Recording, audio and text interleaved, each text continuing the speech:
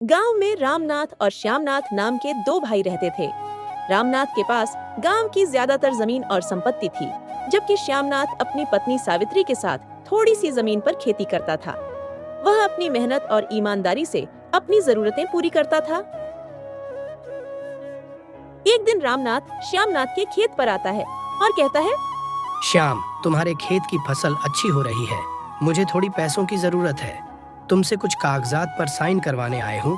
इससे तुम पर किराया भी माफ कर दूंगा। श्यामनाथ और सावित्री ने रामनाथ की बात पर भरोसा करते हुए कागजात पर साइन कर दिए, बिना यह जाने कि उन्होंने अपनी जमीन के अधिकार भी रामनाथ को दे दिए हैं। अगले दिन रामनाथ उनके खेत पर आता है और कहता है, अब यह खेत मेरा है। तुम लोग यहाँ मजदूर बनकर रह सकते हो। फसल पर अब मेरा अधिकार होगा। श्यामनाथ और सावित्री यह सुनकर हैरान रह जाते हैं। अपने खेत और आजीविका खोने के बाद श्यामनाथ बहुत उदास हो जाता है और हालात दिन ब दिन खराब होते जा रहे थे। मजबूर होकर श्यामनाथ ठाकुर साहब के पास मदद मांगने जाता है। ठाकुर साहब, मेरी घर में खाने को कुछ भी नहीं है। मैं आपके खेतों में मजदूरी करना चाहता हूँ।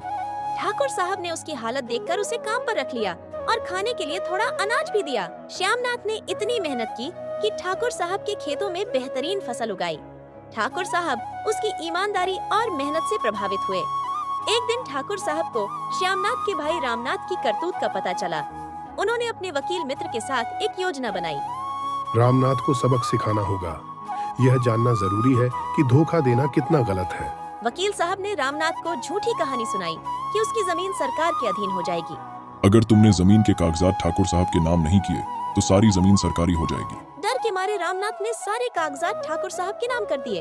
एक हफ्ते बाद ठाकुर साहब श्यामनाथ और सावित्री को लेकर रामनाथ के घर पहुँचे। रामनाथ, यह घर और जमीन अब श्यामनाथ की है। तुमने जो धोखा किया उसका नतीजा तुम्हें भुगतना होगा। रामनाथ गुस्से में चिल्लाया, यह गलत है। यह जमीन मेरी है। सारे कागजात मेरे पास हैं। सबूत यही है कि अब यह जमीन श्यामनाथ की है। रामनाथ ने अपने कर्मों पर पछतावा किया, लेकिन तब तक बहुत देर हो चुकी थी। श्यामनाथ और सावित्री अपनी जमीन और घर वापस पाकर खुश हो गए। उन्होंने अपनी मेहनत और ईमानदारी से फिर से अपनी जिंदगी बसाई। ठाकुर साहब ने रामनाथ को समझाया, लालच हमेशा नुकसान पहुंचाता है।